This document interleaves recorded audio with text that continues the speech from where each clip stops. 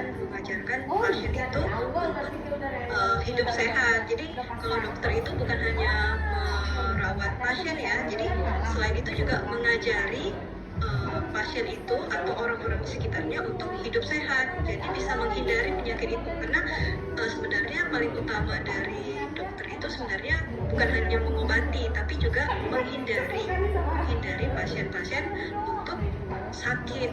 Bahkan pasien-pasien yang sudah sakit juga diajari juga sehingga terhindar dari terulang lagi penyakitnya gitu.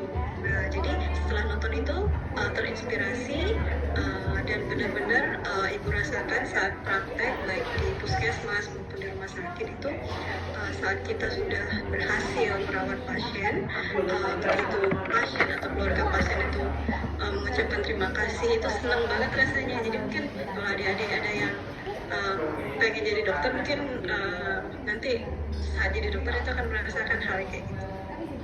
Jadi capek kita seharian kerja itu kayaknya hilang gitu.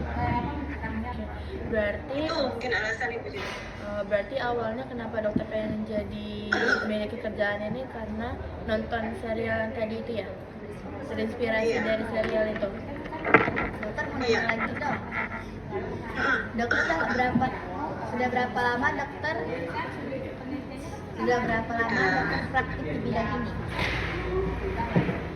Di bidang ini maksudnya jadi dokter ya? Iya. Jadi ibu itu jadi dokter itu dari tahun 2007 akhir, jadi mulai praktek itu yang mulai praktek benar itu 2008 ya.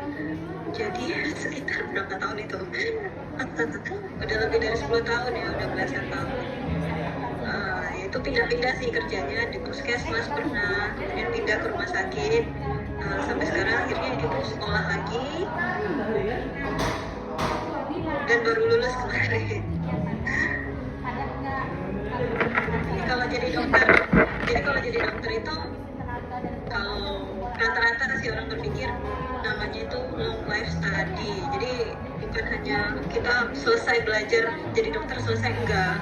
Jadi apalagi sekarang kayak kompetensi dokter umum itu kan dianggap kurang ya, maksudnya harusnya ambil spesialis terus sekolah. Jadi mungkin bisa memotivasi kalian kalau mau jadi dokter ya seperti itu, harus belajar lagi ya.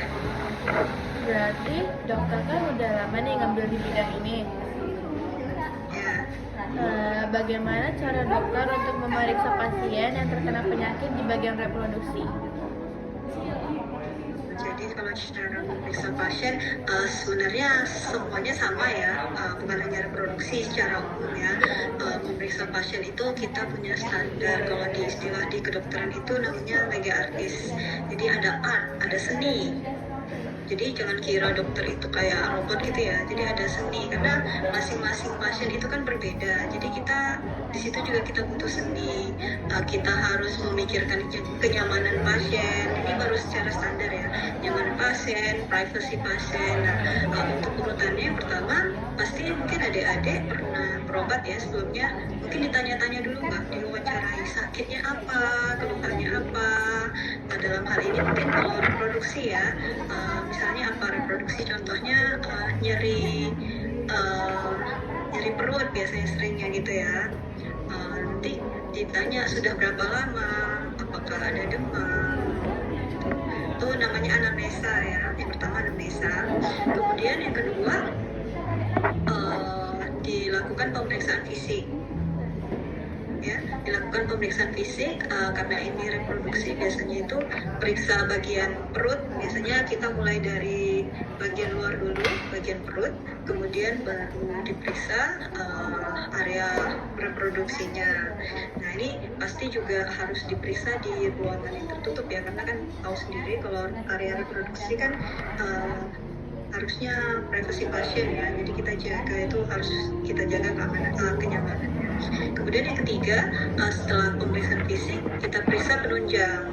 Periksa penunjang ini bisa seperti periksa urinnya, karena urin saluran kencing sama saluran reproduksi itu kan sangat dekat sekali ya. Biasanya pasien itu belum bilangnya reproduksi kan. Nah, jadi bisanya juga kadang-kadang nyeri saat buang air kecil. Jadi mungkin kita bisa untuk melihat ini dari saluran reproduksi atau saluran kencing, kita periksa saluran air kencingnya atau air urinnya ya. Kemudian periksa darah juga bisa, atau mungkin adik-adik mungkin pernah nemani ibunya periksa kehamilan, USG. Nah, itu juga bisa untuk melihat. Nah, jadi kalau reproduksi itu sama aja sih sebenarnya seperti pemeriksaan lainnya. Yang pertama anamnesis atau anamnesa, kemudian pemeriksaan fisik, dan itu adalah pemeriksaan penunjang. Itu. Terus Kalau ada yang belum jelas mungkin bisa ditanyain ya. kan penyakit reproduksi ini kan banyak ya dokter. Kalau misalnya yang sering terjadi di Tanjung Pinang itu kayak penyakit reproduksi apa saja yang sering diterima dokter saat memeriksa pasien? Kalau pengalaman ibu dulu ya, waktu praktek di puskesmas itu beda sama yang ibu temukan di rumah sakit. Umumnya kalau waktu di puskesmas itu biasanya pasien itu datangnya dengan keluhan nyeri haid atau nyeri saat menstruasi. Nah, atau istilahnya kalau kedokterannya itu kita bilang dysmenorrhea, mungkin pernah dengar? Nah, itu paling sering di puskesmas. Atau juga karena datang dengan keputihan yang tidak normal ya, karena saat-saat tertentu namanya itu fase fisiologis tertentu itu ada yang namanya keluar cairan yang memang normal, tapi ini yang datang itu dengan keluarnya cairan dan keputihan yang tidak normal, seperti yang sudah berbau atau jumlahnya itu banyak dan sangat mengganggu. Bisa juga waktu itu yang sering itu adalah seperti infeksi menular seksual, mungkin tidak diperjelas di sini. Nah, kalau di rumah sakit sendiri yang paling sering yaitu biasanya kalau yang ibu di IGD jaganya ya rata-rata ibu-ibu hamil yang memang mau melahirkan ya, itu kan merupakan reproduksi juga ya. Jadi ya kalau di puskesmas ya seperti itu tadi, nyeri haid, dysmenorrhea, keputihan ya, sama penyakit menular seksual. Kalau gitu, menurut dokter, apa saja kebiasaan sehari-hari yang tanpa sadar nih dapat mempengaruhi organ reproduksi itu apa? Yang paling sering itu yang mengganggu kesehatan reproduksi. Yang pertama itu, ini paling sering ini kan umumnya wanita ya. Yang paling sering itu adalah pertama teledor ya, atau mungkin sering menunda untuk mengganti pembalut saat haid ya. Kan ini rata-rata sudah haid ya, mungkin mengerti ya, apalagi perempuan semua, jadi ngerti saat haid itu kan idealnya itu kan mengganti pembalut 4-6 jam, atau lebih baik saat setiap kali kita buang air kecil itu kita ganti, karena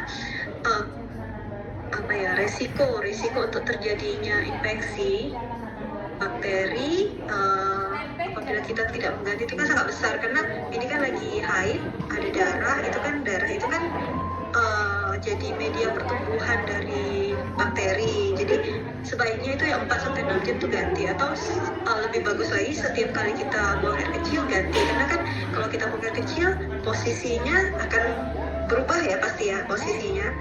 Kita buka, kita pasang lagi ya. Itu yang kedua, itu yang sering juga hal-hal yang kita anggap sepele ya, jarang mengganti celana dalam ya. Kita tahu Indonesia ini kan iklimnya itu tropis dan lembab, jadi seringnya berkeringat. Nah, berkeringat itu selalu identik dengan infeksi jamur, gampang sekali kan terjadinya jamuran. Salah satu yang menyebabkan keluhan sering kayak keputihan gitu ya. Nah, ketiga, selain tidak ganti celana dalam, juga sering memakai celana yang ketat-ketat, mungkin pernah lihat ya, celana jeans yang ketat itu juga pengaruh kan, semakin buat keringat semakin mudah, atau mungkin juga bahan yang digunakan untuk pakaian dalam itu tidak menyerap keringat, ya itu juga pengaruh.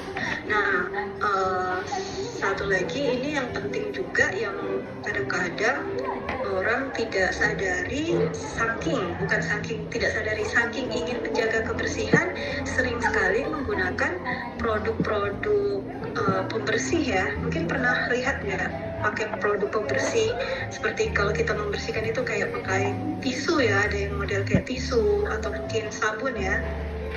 Nah sebenarnya itu tidak direkomendasikan sih, karena tubuh kita itu sudah sedemikian rupa diciptakan oleh Tuhan itu dengan pH yang ideal itu sekitar 4,5 sampai 5 itu namanya pH, mungkin udah pernah belajar ya.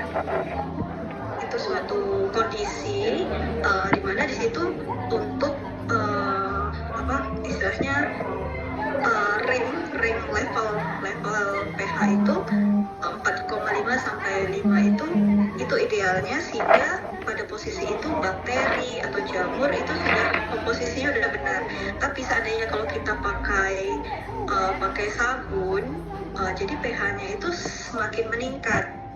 Ya, pH meningkat bisa di atas 6 atau basah, keadaan basah. Nah, ini bakteri-bakteri akan lebih banyak tumbuh, lebih mudah tumbuh sehingga gampang terjadi infeksi. Itu juga sebenarnya salah. Mungkin orang-orang banyak berpikir semakin kita mencuci atau membersihkan area genital itu dengan sabun akan lebih baik, tapi ternyata tidak sebenarnya seperti itu ya. Mungkin itu yang paling sering dilakukan. Berarti kalau itu disarankannya untuk pakai air doang, atau ada sabun khusus yang bisa untuk membersihkan area itu? Sebaiknya dengan air bersih dan mengalir ya. Kenapa air bersih dan mengalir?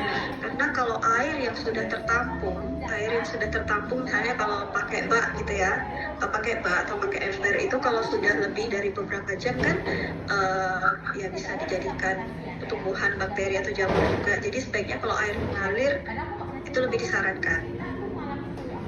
Kalau misalnya kita kan sering kalau di sekolah itu kan banyak jajan-jajanan yang keluar kan, itu tuh bisa mengaruh ke area reproduksi atau nggak ngaruh sama sekali?